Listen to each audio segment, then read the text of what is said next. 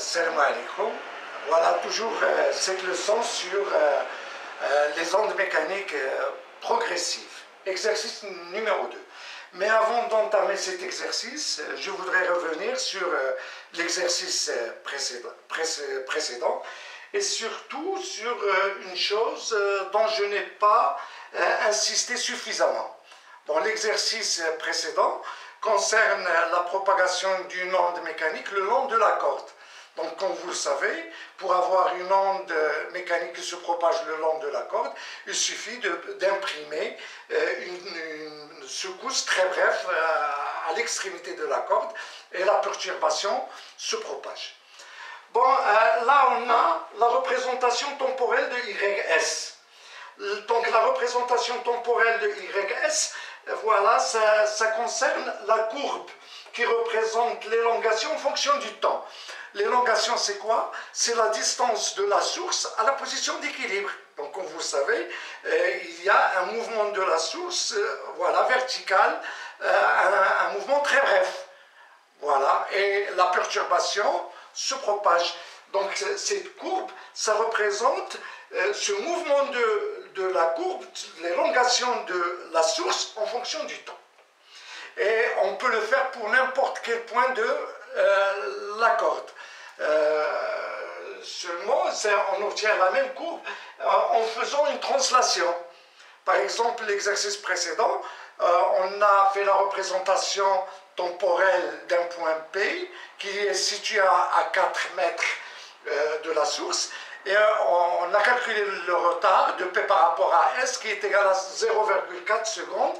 Donc, lorsqu'on veut faire la représentation de P, la représentation temporelle YP, c'est-à-dire la courbe qui représente l'élongation de P en fonction du temps, on utilise cette courbe, c'est la même courbe, mais on fait une translation jusqu'à 0,4 secondes. Ça, on l'a vu l'exercice précédent.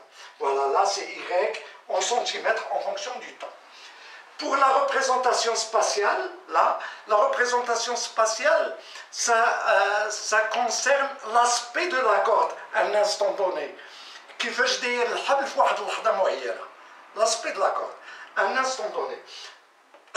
Par exemple, ici, représentation spatiale de la corde à l'instant t égale à 0,5 secondes. Voilà, j'ai représenté Y en fonction de X. Y, c'est en centimètres. En centimètres ou X en mètres. Pourquoi? Pour pouvoir bien schématiser l'aspect de la corde. Mais qu'est-ce que je dirais en centimètres? Donc là c'est Y en centimètres et X en fonction de mètres. X en fonction X en mètres. Là on a 1 mètre, 2 mètres, 3 mètres. Voilà, X. Ça permet de donner la position d'un point de la corde. Voilà, ça c'est la perturbation qui se propage. I, c'est le front d'onde. J, la crête. Et K, c'est le nœud. Donc l'exercice précédent, on a calculé la position de I, la position de J et la position de K. Et par conséquent, on a pu faire la représentation spatiale de la corde à l'instant t égale à 0,5 secondes. Voilà. Bon, je voulais tout simplement faire la différence entre la représentation temporelle et la représentation spatiale. La représentation temporelle, ça concerne un point de la corde, son élongation en fonction du temps, et la représentation spatiale, ça nous donne l'aspect de la corde à un instant donné. Voilà.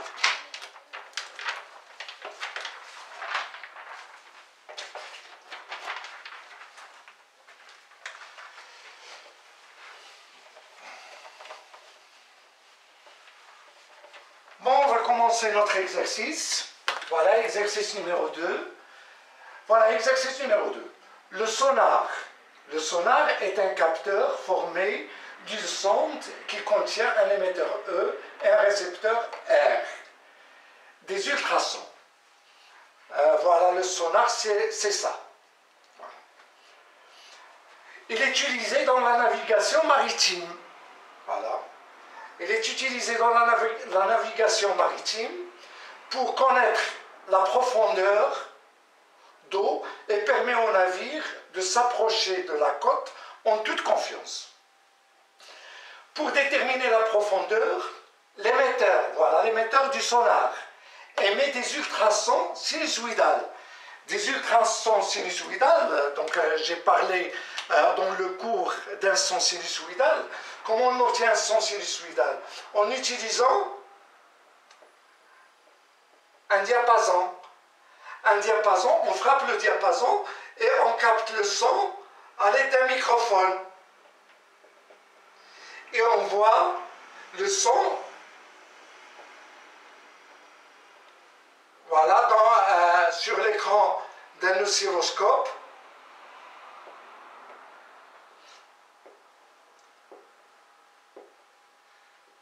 Et on obtient un son sinusoïdal.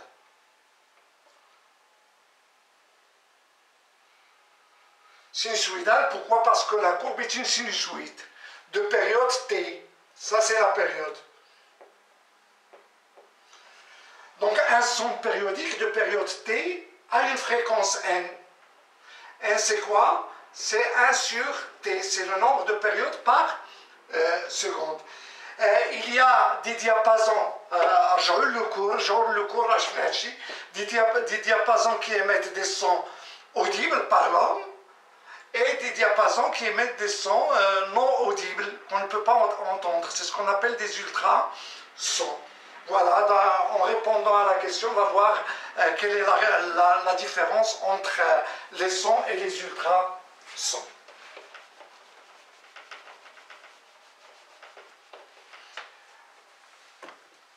Voilà. Donc, voilà, pour déterminer la profondeur, l'émetteur E émet des ultrasons sinusoïdales vers le fond de la mer. Une partie des ultrasons réfléchissent et sont captés par le récepteur. Donc les ultrasons, voilà, partent, ils se réfléchissent, ils reviennent, puis ils sont captés par le récepteur. Une partie de ces ultrasons. Le signal ci-contre représente le signal émis par le récepteur, par l'émetteur, et le signal reçu par R.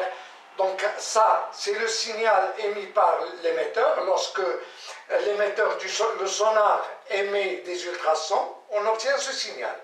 Et lorsque le sonar reçoit les ultrasons, on obtient ce signal. Voilà. Donc le signal ci-contre représente le signal émis par E et le signal reçu par R. Quelle est la différence entre les ondes sonores et les ondes ultrasonores? Deuxième question, quelle est la nature de l'onde ultrasonore, mécanique ou électromagnétique?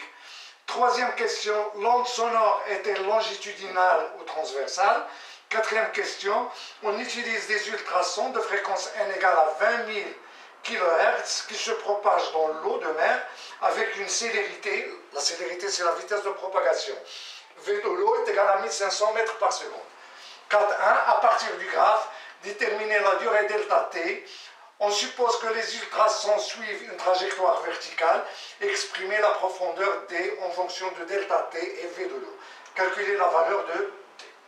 Donc on commence par la première question. Quelle est la différence entre les ondes sonores et les ondes ultrasonores? Donc les ondes sonores, ce sont des ondes audibles par l'homme et dont la fréquence est comprise entre 20 Hz et 20 000 Hz. Donc les sons audibles par l'homme.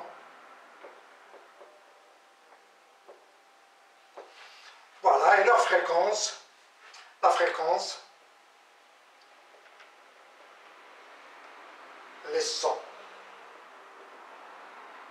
Voilà, les ondes, attendez. Les ondes sonores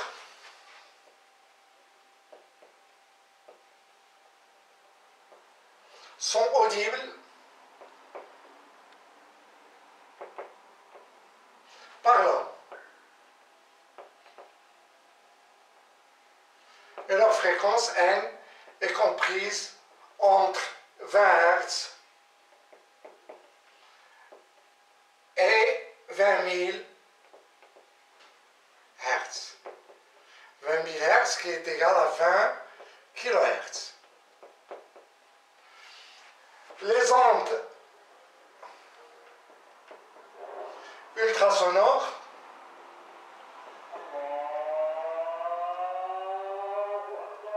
non audibles sont non audibles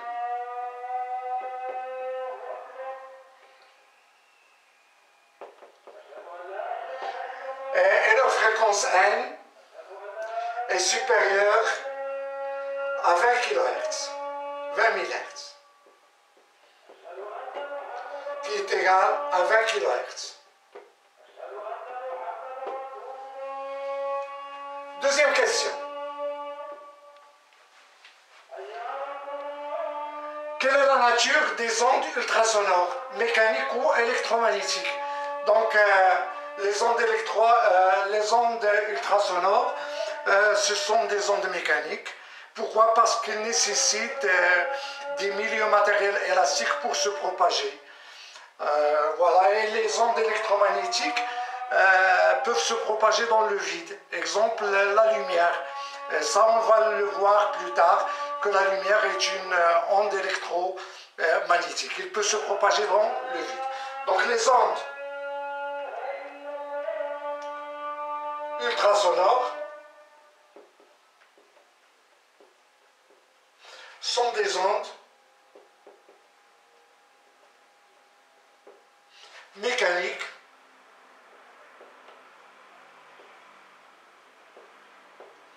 car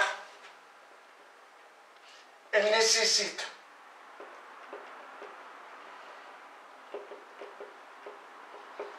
des milieux matériels élastiques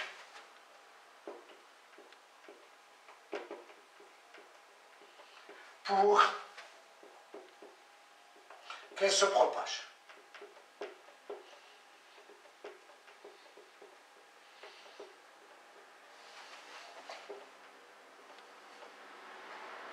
Et ces milieux ils peuvent être gazeux, liquides ou solides. Troisième question. L'onde sonore est-elle longitudinale ou transversale? Donc on l'a vu déjà dans le cours que l'onde sonore et ultrasonore sont des ondes longitudinales car la direction de la perturbation est la même que celle de la propagation. Donc l'onde, c'est une onde longitudinale.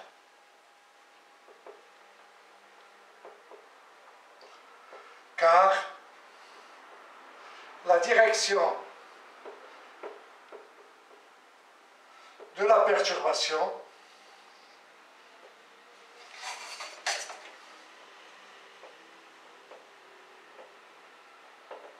est la même que celle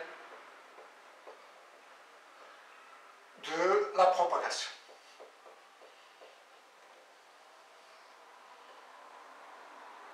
Voilà. Donc, les ondes sonores sont audibles par l'homme. Leur fréquence est comprise entre 20 Hz et 20 000 Hz, qui est égal à 20 kHz. Les ondes ultrasonores ne sont pas audibles. Leur fréquence est supérieure à 20 000 Hz, qui est égal à 20 kHz. Les ondes ultrasonores sont des ondes mécaniques, car elles nécessitent des milieux matériels élastiques pour qu'elles se propagent. Troisième question, c'est une onde longitudinale, car la direction de la perturbation est la même que celle de la propagation. Il faut consulter le cours. On a déjà vu ça dans le cours. La quatrième question. La quatrième question.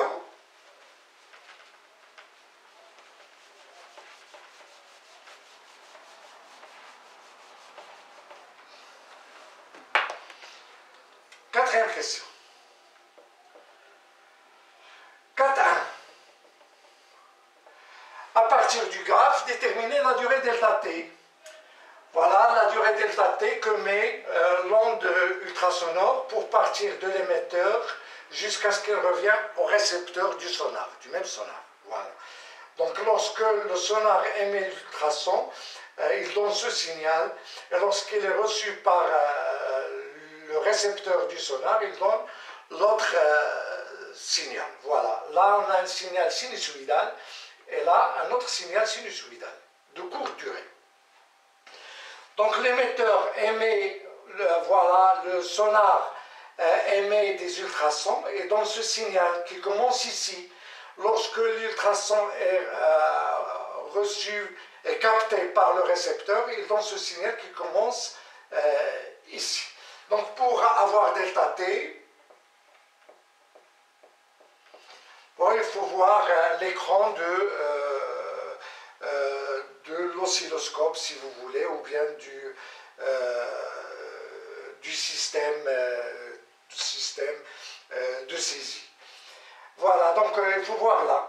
Donc qu'est-ce qu'on fait? On compte, voilà, du début de ce signal jusqu'au début de l'autre signal. Donc on a 1, 2, 3, 4, 5 6 divisions, et qu'on multiplie par la sensibilité horizontale. La sensibilité horizontale, là, on a 5 millisecondes. 5 millisecondes par division. Donc delta t est égal à la sensibilité horizontale multiplié par le nombre de divisions, le nombre n,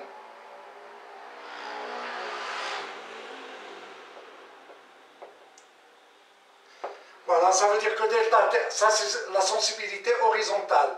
Donc delta t, à quoi est égal? La sensibilité horizontale, donc on a 5 millisecondes par division, et le nombre de divisions c'est 6 divisions. Donc delta t est égal à 5 fois 6, c'est 30 millisecondes. Voilà. 30 millisecondes, c'est 30, 10 à la puissance moins 3 secondes. 4,2. On suppose que les ultrasons suivent une trajectoire verticale, exprimer la profondeur d en fonction de delta t et v de l'eau. Donc de l'émission des ultrasons jusqu'à leurs arrivées au sonar après la réflexion. Donc les ultrasons parcourent cette distance, c'est là puis c'est là, c'est-à-dire d. Si on considère que les ultrasons donc on dit que les ultrasons suivent une trajectoire verticale, donc ils parcourent d puis d, c'est-à-dire 2 fois d, aller-retour. Donc 4,2, donc v de l'eau, v, la vitesse des ultrasons dans l'eau est égale à la distance d sur delta t. D c'est la distance parcourue par l'ultrason du moment où ils sont émis par l'émetteur jusqu'au moment où ils sont captés par le récepteur. Et la distance parcourue, c'est quoi? C'est 2 fois d sur delta t. Donc d est égal à v fois delta t sur 2. Donc application, voilà, ça c'est v de l'eau. Donc application numérique. Donc t est égal, la vitesse c'est 1500, voilà, la vitesse c'est 1500, voilà, c'est 1500 mètres par seconde multiplié par 30, 10 puissance moins 3 sur 2. Et tout calcul fait, donc t égale 40, voilà, 15, 45, voilà 45 mètres par, voilà 45 mètres. Donc le bateau, voilà la profondeur au-dessous du bateau, c'est 45 mètres. Ouais. Voilà. ça c'est pour l'exercice numéro 2. L'exercice numéro 3 dans une prochaine vidéo. Et à bientôt.